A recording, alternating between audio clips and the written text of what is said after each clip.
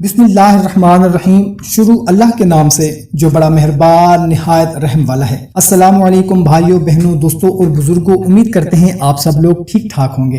آج آپ کو سورہ انبیاء کی وہ آیات جو حضرت یونس علیہ السلام نے جب وہ غم اور پریشانی میں تھے، جب وہ مچھلی کے پیڑ کے اندر تھے، اس وقت جو آیت انہوں نے پڑھی تھی وہ یہ آیت لا الہ الا انت سبحانک انی کنت من الظالمین، جو انہوں نے غم اور پریشانی میں پڑھی، اور اس آیت کے بدلے اللہ تعالیٰ نے ان کے دکھوں اور غموں کو دور فرمایا۔ آج کی ویڈیو میں اس کی فضیلت کے بارے میں جانتے ہیں۔ دوستو، بڑی برکتوں والی، بڑی رحمتوں والی یہ آیت ہے، جس کی وجہ سے حضرت یونس علیہ السلام کی پریشانی دور ہوئی، اور خود ہمارے نبی کریم صلی اللہ تعالی علیہ وسلم جب بھی پریشان ہوتے تو اس آیت کو کثرت کے ساتھ پڑھتے، اور مسند احمد کی روایت میں ہمارے پیارے نبی صلی اللہ علیہ وسلم نے فرمایا، جو شخص بھی دعا مانگے اسے چاہیے کہ دعا سے پہلے اس آیت کریمہ کو ضرور پڑھے۔ جو بھی اس آیت کو پڑھ کر اللہ سے دعا مانگے گا، اللہ اس کی دعا ضرور قبول فرمائیں گے۔ سبحان اللہ۔ تو دوستو، زندگی میں کوئی بھی غم ہو، پریشانی ہو، کوئی بھی دکھ ہو، تو آپ کثرت کے ساتھ اس آیت کو پڑھتے رہیں۔ یہ نبیوں علیہ الصلوۃ والسلام کی سنت ہے میرے بھائیوں اور بہنوں، کہ وہ غموں اور پریشانیوں میں اس آیت کو کثرت کے ساتھ پڑھا کرتے تھے۔